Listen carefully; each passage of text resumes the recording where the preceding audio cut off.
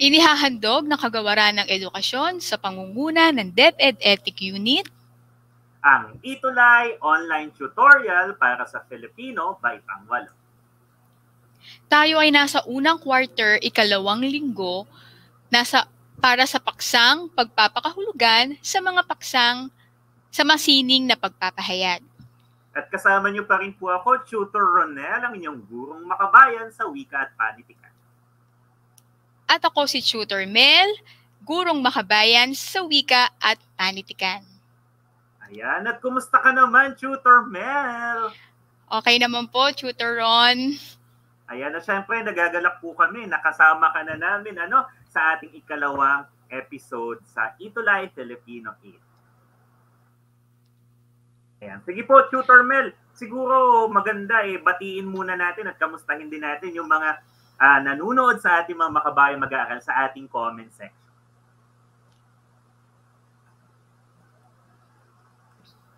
Sa puntong ito, ako naman ay mag-log out muna. Paalam! Tutor Mel, batiin muna natin yung mga students natin na nasa comment section.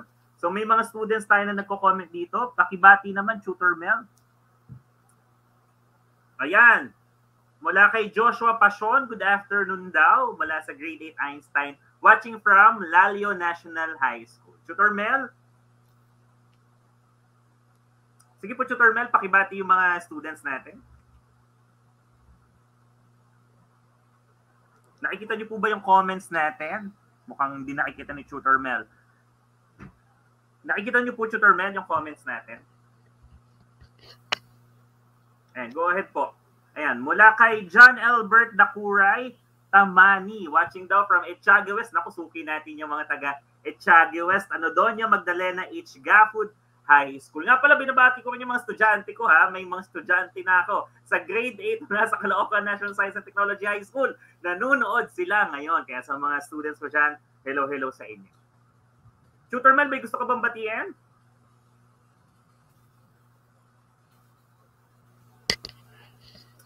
Mukhang may technical problem tayo kay Tutor Mel. Tutor Mel, naririnig mo ako? Mukhang di tayo naririnig ni Tutor Mel. O sige, mamaya siguro maayos natin yan. Pero sa ngayon, mukhang kailangan munang mag-log out ni Tutor Mel.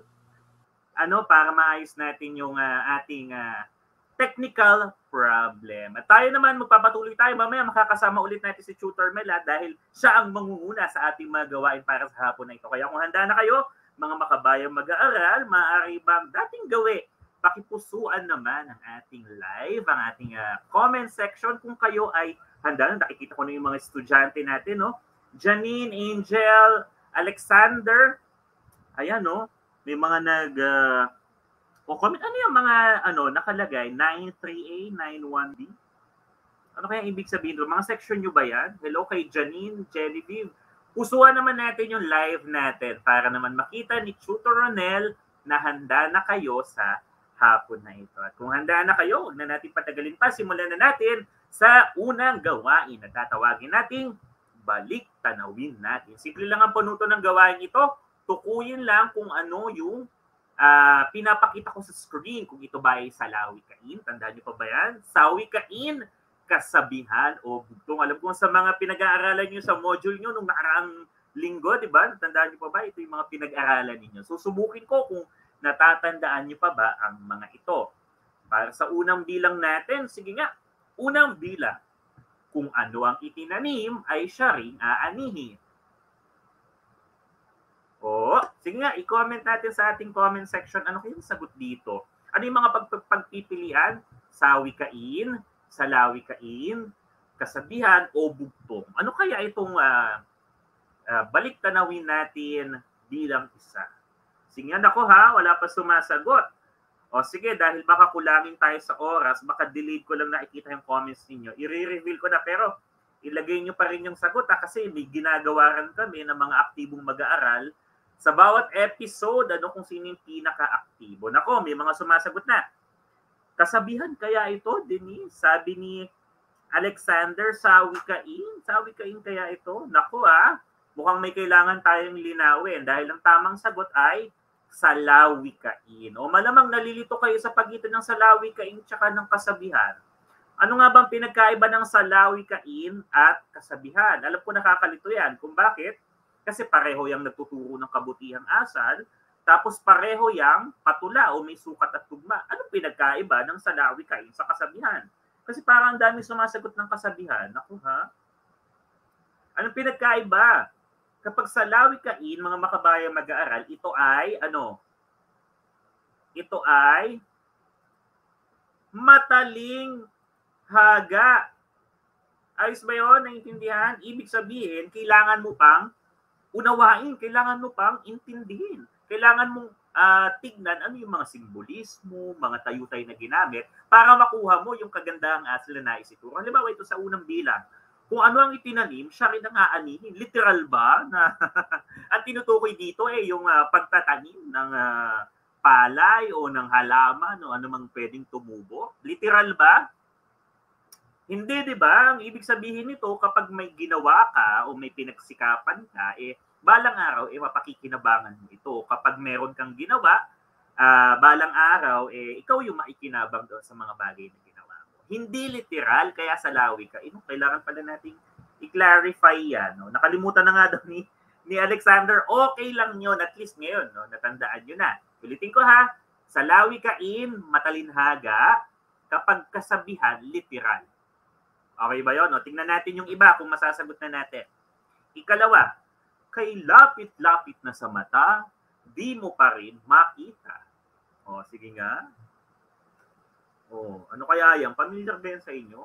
Pero, hindi nyo sasagutin yan kasi bawal mo sasagot yan. Tutukuyin nyo kung ano yan. O, yan ba ay salawikain? Yan ba ay sawikain? Yan ba ay kasabihan? O yan ay bugtong? Oh, very good! Angel Lindaya. Sabi niya, bugtong. Tama ba ang sagot niyang bugtong? Alright. Tama ang sagot na bugtong. O kung bugtong yan, anong sagot dyan? Kay lapit-lapit na sa mata, di mo pa rin makita. Alam niyo ba yan? Ang sagot dyan sa bugtong na yan? Ano kayang sagot dyan? Sige nga, sige nga. O baka may sumagot ng muta. Kasi kay lapit-lapit sa mata, di ba? Di mo makita. Baka may sumagot ng muta. Hindi po sabi na si Alexander Florante Capada, sabi niya, muta po.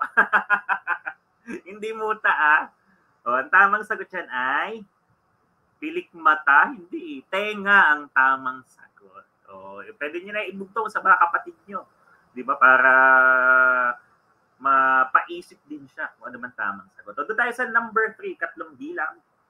May tainga ang lupa, may pakpak ang balita. Ito ba'y kasabihan, salawikain, sawikain, o bugtong? Sagot!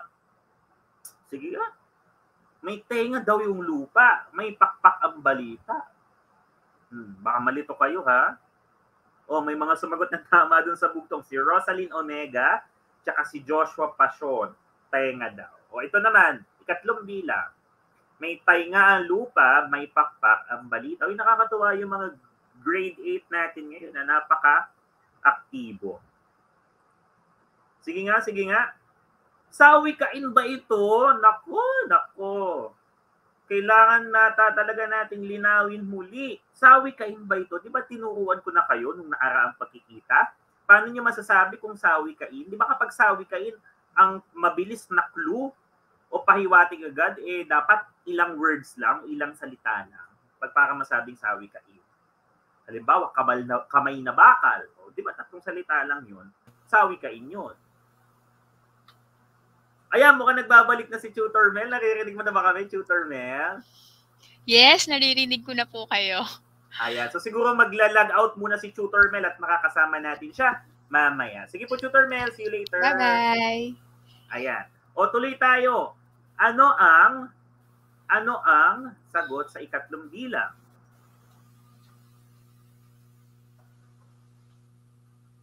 Sige nga. Sige nga.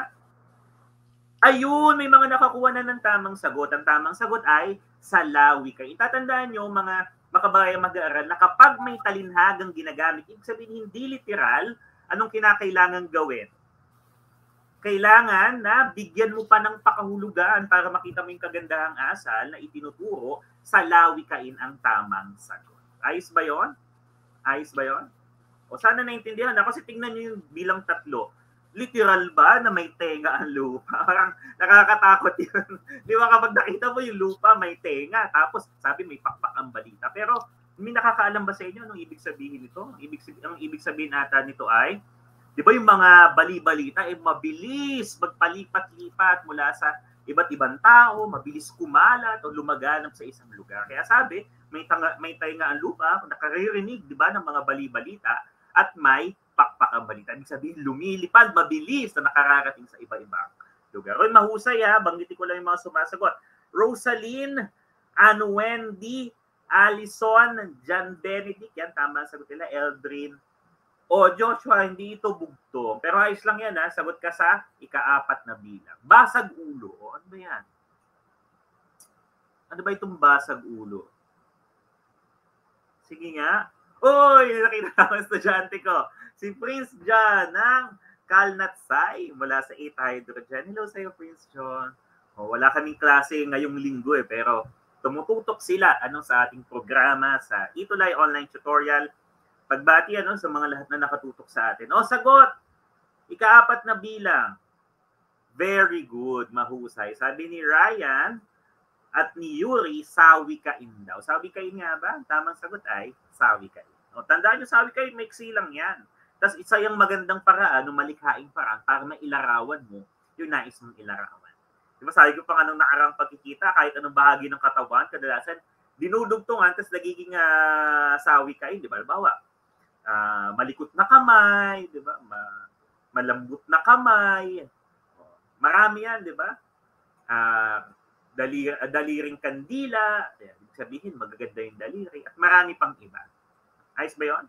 O panghuli na to, sumagot kayo ha, 5 bilang.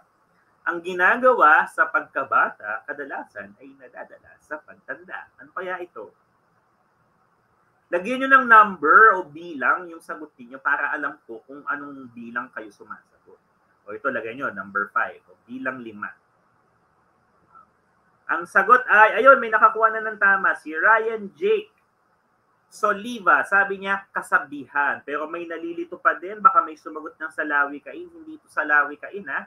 Dahil nga, pag salawikain, matalinghaga, kapag kasabihan ay literal. O ito ba, literal ba to? Ang ginagawa daw sa pagkabata, habang bata ka, kadalasan daw, nadadala mo pag tumanda ka. Literal ba? Oo, di ba? Sinasabi niya talaga. Totoo naman, di ba? Kung ano yung mga ginagawa niyo nung kabataan niyo, madalas, nadadala niyo yan sa pagtanda. Kaya nga sinasabi natin lagi, habang bata pa kayo, magsanay na kayo ng magandang pag-uugali. Para pag laki, pagtanda ninyo, madala ninyo yung magagandang ugali na yan. Ayos ba? Very good. Mahusay yung mga sumasagot sa atin. Banggitin ko lang, ang dami nyo. Ang dami nakakuha ng tamang sagot. O, banggitin ko, mabilisan ha. Oh, ang dami nga. Ang dami nating kasama sa hapon na ito. Yuri, Mark, Claude, Ayesa, John Benedict, Tricia, Angel, Shezekia, Genevieve, Michael, Ann, Mac Chrysler, Ayesa, Ross, Joshua, Rizel, Michael, Angelo, John Benedict, Rain, Allison, Julia, Alexandra, Michael. Yung iba nag-uulit. Para ba mabasa? Ayan. Mahusay yung mga binanggit kong mga makabayan mag-aaral. Ngayong, medyo nabalikan nyo na at pamilyar na kayo doon sa nagdaan nating aralin, dapat panahon na para dumako naman tayo sa bago nating pag-aaralan para sa linggong ito. Pero bago yon, tingnan muna natin kung ano ba yung masasabi ninyo o ano yung mga alam ninyo sa mga larawan na ipapakita ko. Tingnan nga natin itong unang larawan. Ano ba yung nasa larawan? So may nakikita tayong parang bahay kubo, tapos may nakadungaw na isang dalaga.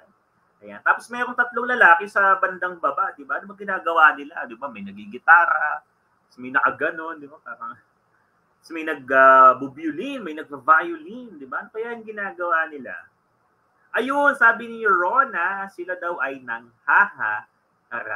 So, nakakita na ba kayo niyan ng panghaharana? Para sa mga di nakakaalam, baka di nyo na inabutan kaya hindi na kayo pamilyar. Pero dapat alam nyo to ha, kasi bahagi ito ng kulturang Pilipino. Ang panghaharana ay isang anyo ng panliligaw. Kayo ba ay may nililigawan na? Uy, mga baitang walo kayo ay mga bata pa. Siguro, mainam na unahin muna ang pag-aaral, pero maganda din na pamilyar kayo kung ano ba itong nasa larawan. Di ba? Kasi bahagi yan ng kultura natin. Kasama sa ligawan natin, yung kakantahan mo, di ba? Yung iba pa nga, pinagsisibak pa ng kahoy, di ba? Yung iba ay pinag-igib pa ng tubig, di ba? Ano pa? Yung iba ay pinagluluto pa ng masasarap na pagkain, di ba? Para lang sagutin ang kanila sinisinta at iniirogay. O sabi ni Mark Lester, wala pa daw. Uy, si Shezekiah Rouse meron daw. Sana all. Pero yan sana gawing inspirasyon kung meron kayo ba nga crush lang naman, di ba? Huwag munang mga uyab-uyab, mga kasintahan dahil medyo bata pa at magandang unahin muna ang pag-aaral. Di ba? Pero maganda to, yung part ng kultura. Kung sakaling manliligaw kayo balang araw, pwede kayo mangharana. Ito, anong ginagawa nito? Kalawang laraw. Hindi yan nagdadab baka sabihin nyo kayong mga Gen Z talaga, nagdadab. Nakala nyo, nagdadab yan. May nagdadab bang pa ganon? Anong ginagawa niya sa tingin ninyo? Ano ba yung mga ganyang Sabi ni Rain, ako po, hinaranahan last month. Sabay-sabay tayo, mga makabayang mag-aaral. Sana all.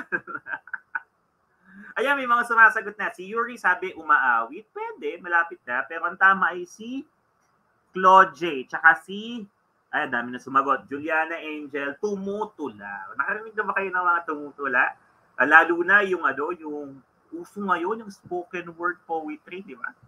Ang ganda niya, makinig kayo manood kayo ng mga video niyan sa YouTube. Particular, ano ba may re-recommend ako sa inyo? Yung Ampalaya Monologues, familiar ba kayo doon? Nakakatuwa yung mga tula na kanilang binibikas doon, at yung mga simbolismo, mga tayutay na ginagamit nila. Di ba? Minsan mapapaisip ka, di ba? Ano ba mga halimbawa ng tula? Sige nga, tutula ba si Sir Ronel? Halimbawa ng tula.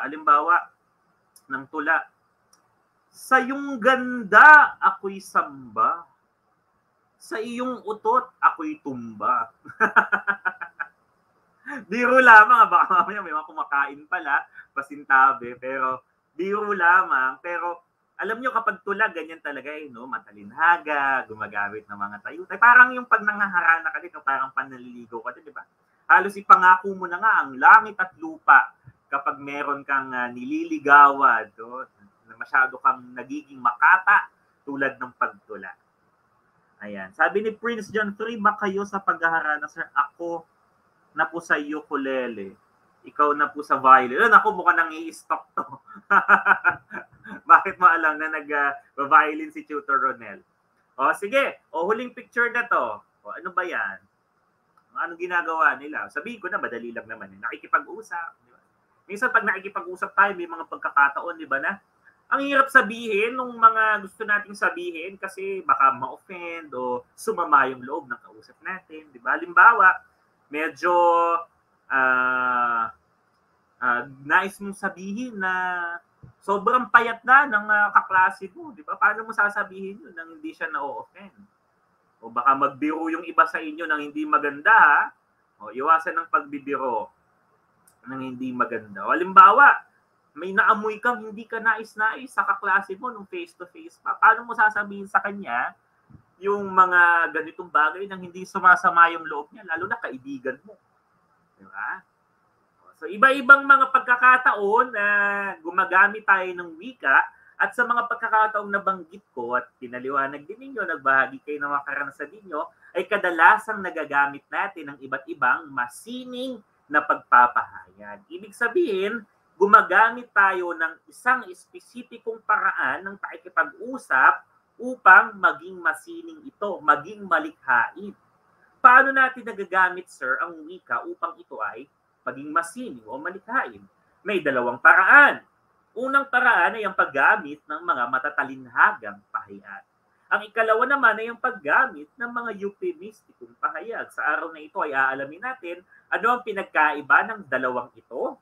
At titingnan natin ano yung mga halimbawa para matulungan ko naman kayo kung sakaling baka manliligaw kayo, magamit niyo yung matatalinghagang pahayag na ito, baka gagawa kayo ng tula, di ba? O ibang mga paraan pa na gusto niyo ipakita ang inyong pagkamakata, magagamit niyo yung una. O kung sakali namang may manais kayong sabihin sa kasama niyo sa bahay, makaibigan na hindi sila nasasaktan, matuturuan ko kayo kung paano gamitin yung ikalawa. O, sige nga, tignan natin. Una, ang matatalinhagang pahayag. Sabayan niyo ako sa pagbasa.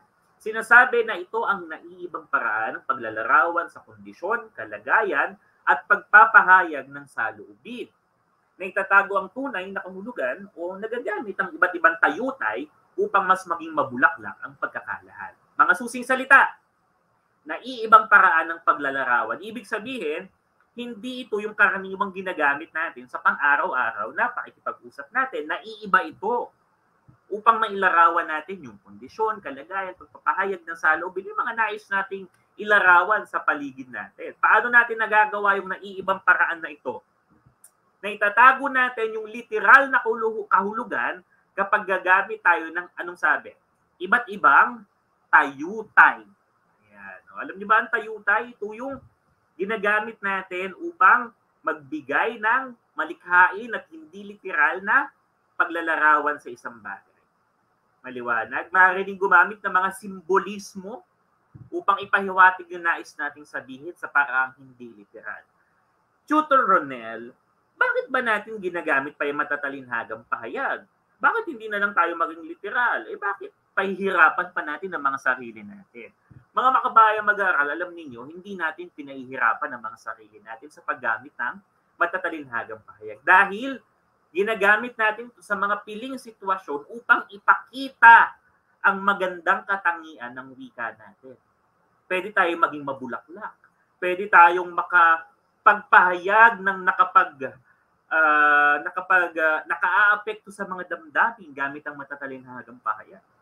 Maaari tayong makabuo ng mga talumpati na magbibigay ng damdaming makabayan sa ating mga kapwa Pilipino gamit ang matatalinhagang pahayag. Nang hindi literal ang binabanggit natin. So ulitin natin para malinaw. Pag matalinhagang pahayag na ibang paraan ng pagpapahayag na hindi literal dahil gumagamit ng tayutay at mga simbolismo. Para mas maintindihan ninyo, bibigyan ko kayo ng halimbawa. Halimbawa, imbis na sabihin mong asawa, pwede mo sabihin kabiyak ng dibdib. Literal ba na kabiyak ng dibdib? Kapag ba nakakita ka ng mag-asawa, magkakabit ba yung kanilang mga dibdib?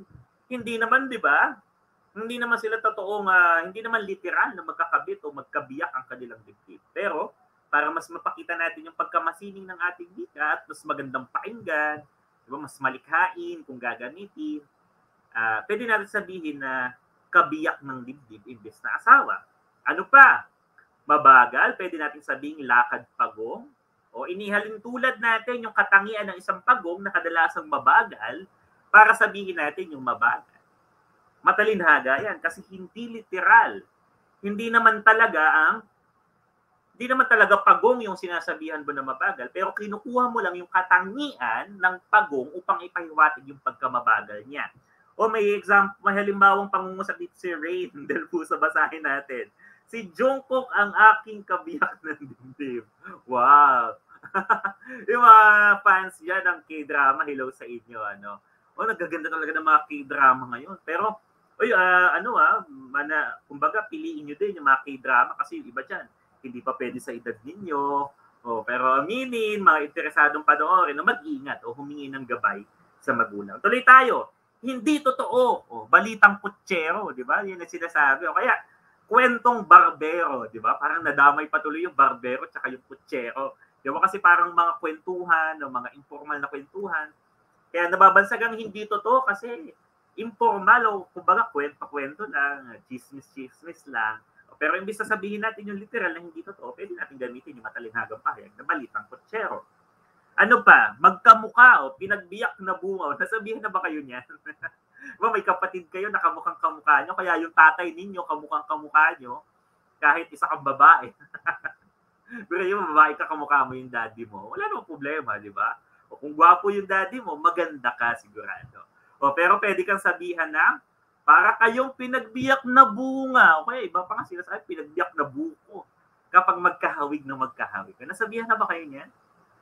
Mag-aral ng mabuti, magsunog ng kilay. Literal ba na magsusunog ng kilay? Huwag kayo magsusunog ng kilay na literal, ha? Pero magsunog kayo ng kilay sa matalinhagang paraan.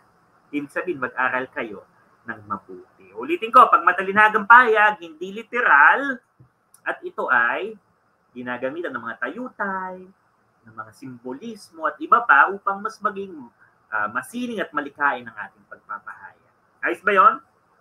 O dako na tayo sa euphemisticum pahayag. Ito naman daw ang tawag sa mahihinay na salita o pahayag na itinapalit upang maiwasan ang makasakit ng damdamin.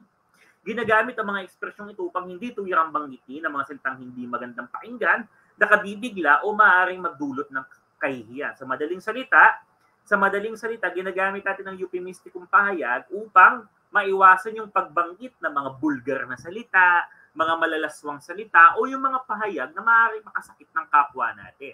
So kumbaga, sabi dyan, mahihinay. Kumbaga, bababain natin yung dating upang hindi makasakit ng damdamin ng iba. Gagawin natin mas magaan pakinggan o mas maging katanggap-tanggap kapag sinabi mo, lalo na sa mga pampublikong lugar. So, ibig sabihin, kadalasan ginagamit mo ito, depende sa lugar kung nasan ka, kung sino ang kausap mo, at kung anong sitwasyon meron ka. Halimbawa, nasa loob ka ng classroom, magsasabi ka ba ng mga bagay na dapat ay hindi sinasabi sa loob ng paaralan? Diba? Dapat piliin ang mga salitang sasabihin. Halimbawa, may kausap kang punong guro. Magbabanggit ka ba ng mga salitang bulgar o malalaswa o mga salita na maaaring hindi akma sa pagkakataon na kausap mo ang isang principal o punong guro? Doon papasok ang euphemisticum pahayag para mas maintindihan ninyo. Ibibigyan ko kayo ng mga halimbawa, meron kang kaibigan na payat. Ito yung binabanggit ko kanina. Pero ayaw mo sabihin na, uy, ang payat mo naman na friend. Di ba? Kasi baka mamaya ma-offend siya. Payat pala ako. Yung iba mas harsh pa eh. Sinasabi ng mga nakasasakit ng damdamin, di ba? Pero ano yung euphemisticum pahayag natin para ipalit dun sa payat? Balingkinitan. Naks. Di ba parang mas maganda pakinggan kapag balingkinitan? Uy, balingkinitan ka. Ibig sabihin, medyo maliit yung build mo o yung yung hubog ng yung katawan mo parang payat, maliit. Madaya. O, pag dinaya ka, ibig sabihin mo madaya, magulang, di ba ang sinasabi natin? Mahirap, o parang naputol yung sa mahirap. Pero anong kadalasan pinapalit natin? Kapag sinabing mahirap, sige nga, di ba imbis sasabihin mo, mahirap lang kayo. Di ba parang nakakababa ng ng damdamin, ng pagkatao. Anong pwede nating ipalit? O naghihika sa buhay, o hinahamon sa antas ekonomiko. Pero ito medyo formal na ito, yung sinasabi ko na hinahamon sa antas ekonomiko. Pwede na siguro yung naghihikahos o nangangailangan. Ano pa? Ito, napaka-common ito, napaka-karaniwan ito. Tumataba. Kapag gumatid kayo ng mga reunion, unang sinasalubog sa inyo ng mga tiyahin ninyo, uy, tumataba ka. Pag nagkita-kita ulit, nag-reunion, mga kaklase, mga kakilala, anong sinasabi? Tama yun, salat sa buhay, kapuspalad, yan. O ano pa, pag tumataba naman, dapat mo ba sabihin tumataba? Sige nga, tumataba, baka ma-offend, di ba? Anong pwede natin ipalit? Lumulusog. Uy, lusog-lusog mo na. Di ba? At syempre, sasagot ka. Di ba? Syempre, marami kaming pagkain. Di ba? Para mas maging magaan yung usapan. Pero, imbis sasabihin mong tumataba, lumulusog ang pwede mong ipalit. Panghuli, ito, magagamit nyo rin ito. Kapag nadudumi o kailangan yung gumamit ng palikuran, sige nga, ang sinasabi natin, uy, tinatawag ako ng kalikasan. Alam na yon ng mga tao na ang tinutukoy mo ay maggagamit ka ng banyo. Magsa-CR ka o magbabawas ka. Maliwanag ko, bago ako magpaalam dahil si Tutor Mel na ang susunod, sa susunod na bahagi natin, may isa na lang ako na pwede ko pang ibigay sa inyong payok. Paano kapag mayroon kang kaibigan, ka-close mo, na nais mo sabihin ba, naamoy mo parang may kakaiba siyang amoy, ano yung pwede mong sabihin para hindi siya ma-offend. Di mo naman pwedeng diretsahin na, uy, ang baho mo, friend. O, liban na lang kung talagang ganun yung konteksto ng usapan ninyo. Pero sa maayos at euphemistikong pamamaraan o pahayag, paano mo sasabihin? Sige nga, kayo nga. O, paano mo sasabihin? Grabe naman si Rain. Hindi ko nababasahin. O, pwede nating sabihin sa maayos at pribadong paraan. Yun yung importante. O, pasimple at pasimpleng paraan lang ng pagsasabi na uy friend, nakaligo ka ba kanina? O kailangan mo ba magpalit ng damit? Yeah. Pwede mong gawing patanong, di ba? Uy, friend, baka kailangan mo na magpalit ng damit. Ibig sabihin, pinapahiwatig mo na baka amoy pawis na siya after ng PE class. Huwag mong diretsahin na sasabihin mo, uy, ang baho mo naman. Diba? Dahil makakasakit yun ng damdamin. Pwede mo sabihin, uy, baka kailangan mong magpalit ng damit o kailangan mong gumamit ng palikuran para makapag-refresh o makapagpabango ulit. Diba? Sa ganung paraan, mas nagiging magaan ang usapan at mas nakabubuo tayo ng magandang relasyon sa isa't isa. Naway naintindihan ninyo ang matalinhaga at euphemistikong pahayag dahil maglalagin na ulit si Tutor Mel para subukin kung naunawaan nyo nga ang dalawang ito. Tutor Mel, lagin na tayo. Ayan, napakagaling naman ang ating pagtalakay ni Tutor Ronel. At kung para talagang natuto kayo at nakinig sa kanyang mga paliwanag, sa mahatalinghagang pahayag, at yung tinutukoy niyang euphemistikong pamamara o pahayag, magkakaroon tayo ng isang gawain. Nais kong makilahok kayo at makinig ng mabuti. Ayan, ito'y gawain 2, tulang ito, ipaliwanag mo. Sumabay sa pagbasa ng tula sa aking mga kabata ni Dr. Jose Rizal. Ibigay ang nais ipahiwatig ng mga matalinghagang pahayag na matatagpuan sa bawat saknong.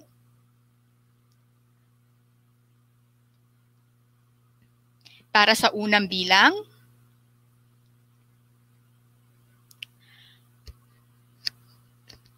sa aking mga kabata, kapag ka ang bayay sadyang umiibig sa kanyang salitang kaloob ng langit, sanlang kalayaan nasa ring masapit, katulad ng ibong nasa himpapawid. Pagkat ang salita'y isang kathatulan sa bayan, sa nayon at mga kaharian, at ang sang tao'y katulad kabagay ng alinmang likha noong kalayaan. Ang hindi magmahal sa kanyang salita, mahigit sa hayop at malansang isda. Kaya ang marapat pagyamaning kusa, na tulad sa inang tunay na pinagpala. Ang wikang Tagalog tulad din sa Latin, sa Ingles, Kastila at salitang Anghel. Sapagkat ang poong maalam tumingin ang siyang naggawad, nagbigay sa atin.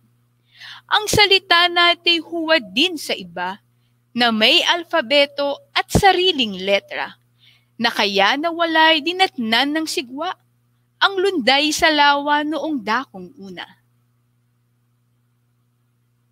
Okay, ito na yung ating unang bilang. Yung naka-bold na letra o mga salita, yun ang ating bibigyan ng paliwanag o tumbas na ibig sabihin kasi nasa matalinghagang pahayag siya. Una, kapag ka ang bayay sadyang umiibig, sa kanyang salita'y kaloob ng langit, sanlang kalayaan nasa ring masapit, katulad ng ibong nasa himpapawid. Ano kaya ang ibig sabihin nun? Nasa matalinghaga. Sige nga, tignan ko ang inyong sagot kay Joshua Pasyon. Para sa kanya, ito ay kalayaan. Okay, pwede rin. Tama naman, kalayaan. Meron pa ba? Bukod doon, katulad ng isnang ibong nasa himpapawid. Tama yun, malaya. Yan, malaya, kalayaan, na kung saan ay nais ipabatid na sana ay tayo ay merong kalayaan. Okay?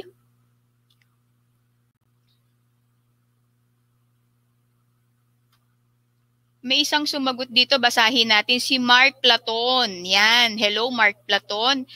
Pinaliliwanag sa tulang ito ang pagmamahal sa sariling wika. Bata pa lamang siya, ipinakita na niya ang pagkakaroon ng wika ba siyang kaluluwa ng isang bansa. Okay, mahusay Mark. Okay, at doon masasabi natin na ang kalayaan sa ating bansa at sa wikang Filipino ay sanay makamtam na tulad ng isang ibong nasa himpapawid. Ikalawang bilang, ang hindi magmahal sa kanyang salita, mahigit sa hayop at malansang isda. Kaya ang marapat pagyamaning kusa, na tulad sa inang tunay na nagpala. Ano kaya ang ibig sabihin o pagpapakahulugan natin dyan? Mahigit sa hayop at malansang isda.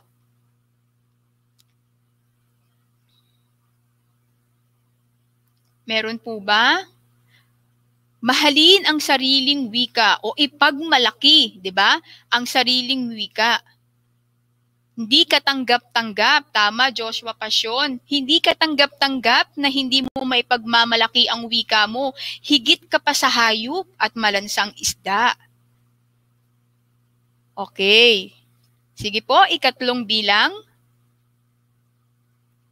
Ang salita natin huwad din sa iba na may alfabeto at sariling letra na kaya'y nawalay dinatnan ng sigwa ang lunday sa lawa noong dakong una. Ano kayang ibig sabihin yan?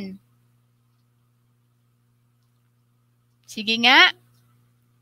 Ang lunday sa lawa noong dakong una.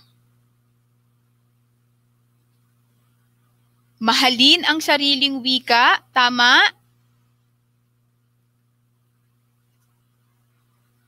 Pag sinabi nating lunday sa lawa noong dakong una, ibig sabihin nakalimutan na yung mga kultura o yung wikang meron tayo dahil tayo'y nasakop, dinatnan ng sigwa, nasakop tayo ng ibang lahi. At ayaw nila ipagamit ang ating wika bagkus ay nagkaroon tayo ng hidwaan patungkol sa anong wikang gagamitin. Kaya ang kultura, ang wika ay nakalimutan natin at hindi ipinagamit sa atin. Yun yung tinatawag na ang lunday sa lawa noon dakong una. Nakalimutan at hindi ipinagamit. Ayan, tama si Rain Del Puso, nakalimutan ang sariling wika. Kay Ryan Jane Soliva, Karunungang Bayan at Panitikan, yun yung mga pinagmamalaki sana natin. Pero dahil nga tayo'y nasakop ng mananakop, hindi ito ipinagamit sa atin. Bagkus ay sila ang nag-aral ng wikang Filipino. Sumunod po. Ngayon naman, paano mo sasabihin? Ito ang gawaing 3 Mahusay, palakpakan natin ang ilang mga nagbahagi, naglaho po, nakalimot, hindi ginamit. Yan, tama. Yun yung sagot sa ikatlong matalinghagang pahayag. Ngayon naman sa gawaing 3, ibigay ang euphemistikong pahayag na katumbas ng mga salitang makikita sa screen upang maging mahinay ang tono o dating nito. Okay? Para hindi masyado, sabi nga ni Tutor Ronel, di ba? May mga salita tayo na pwede naman nating hindi sabihin na masasaktan sila. Euphemistikong pamaraan. Okay? Sige nga, unang bilang, katulong. Ano kaya yun? Ano kaya ang posibleng iba pang salita na maaari nating sabihin na ang tumbas ay katulong pero hindi nakasasakit ng kalooban? Sige nga, kayo nga ang sumagot.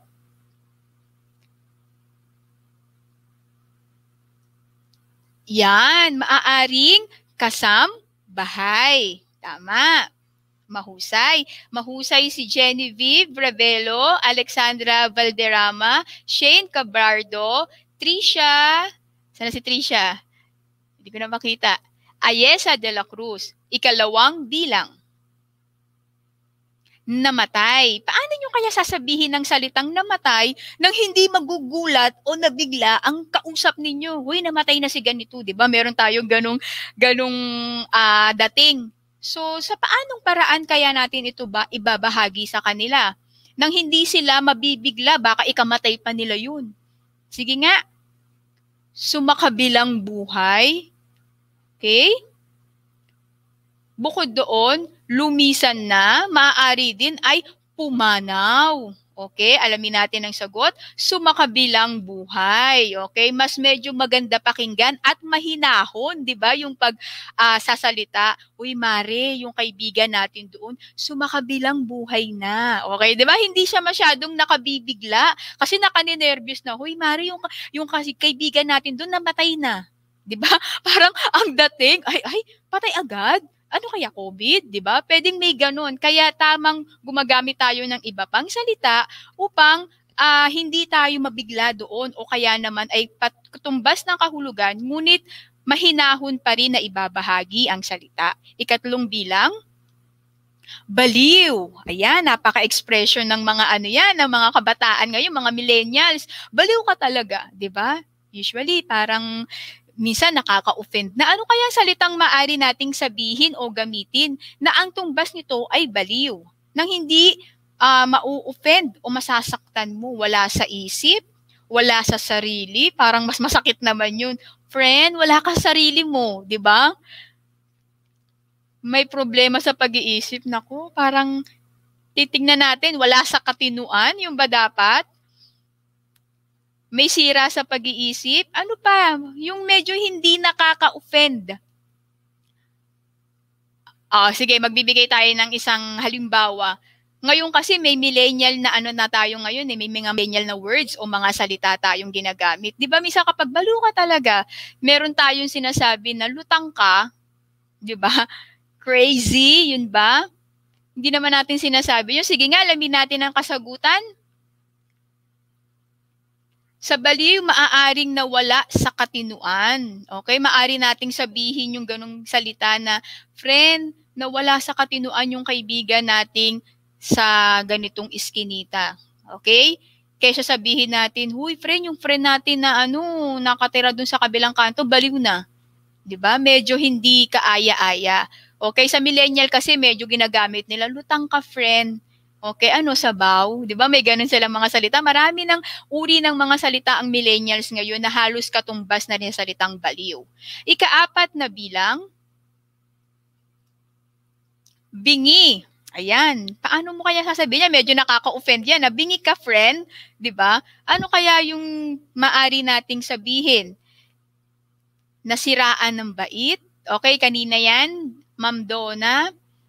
O kaya sabihin natin yung siraulo, 'di ba? Nawala sa katinuan. Ganun na lang nga. O ngayon, ika-4, bingi. Di ka makarinig. Yan, pwede yung mahinang iyong pandinig. Okay, pwede 'yon. Wag naman yung bungol, 'di ba? Bingi nga masakit na yung pangbungol. Okay? Mahina ang pandinig. O nagtataingang kawali, ito pa rin ay pagpapahayag ng matalinghagang pahayag.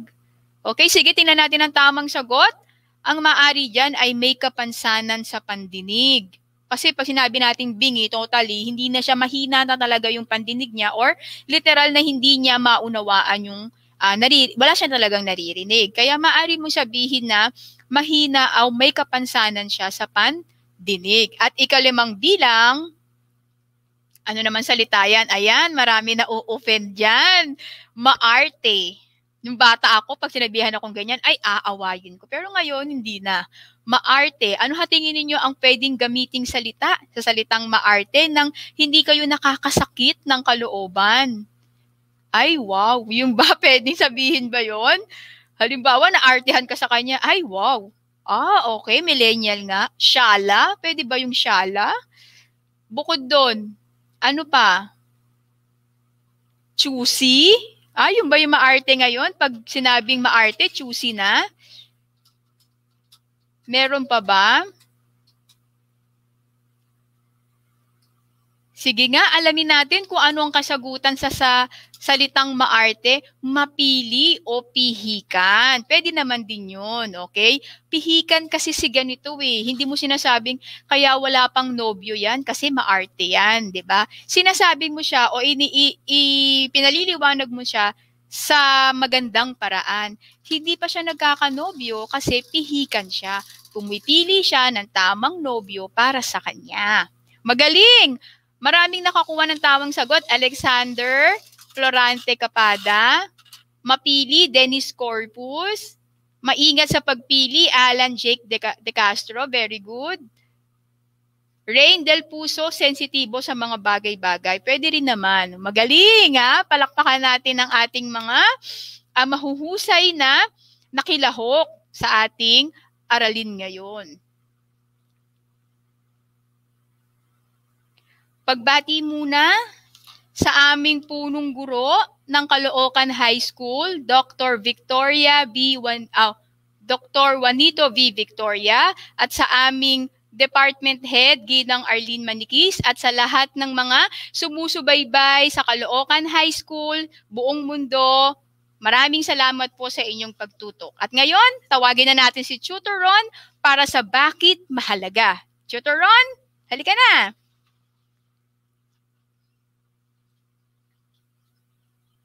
Ayan, bakit mahalaga ang matalinghagang pahayagman at euphemistikong paraan ay kailangan? Komunikasyon ay mas maging mainam. Patunay na kay ganda ng wikang kinagisnan. Okay, kung titignan mo klase, 'di ba? Napakaganda na meron tayong matalinghagang pahayag at may mga salita tayong euphemistikong paraan upang hindi tayo makasakit sa ating kapwa. Ito ay patunay na ganung kayaman at kaganda ang wikang Filipino.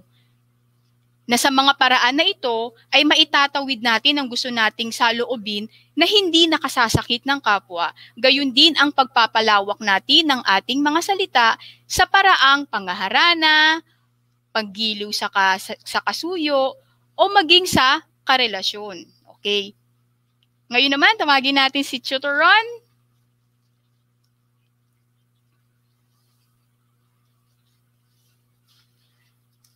May mga pagbati pa ba?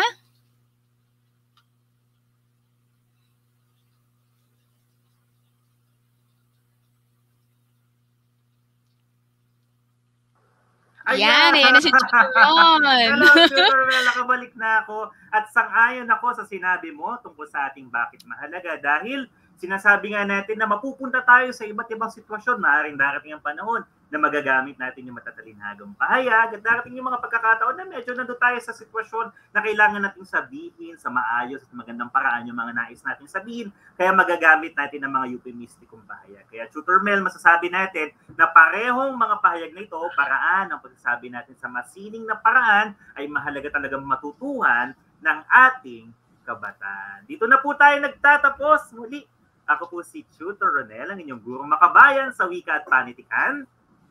Ako naman po si Tutor Mel, gurong makabayan sa wika at panitikan na laging nagpapaalala ang mabuting halimbawa ay higit na mabisa kaysa salitang dakila. Dito na po nagtatapos. Paalam!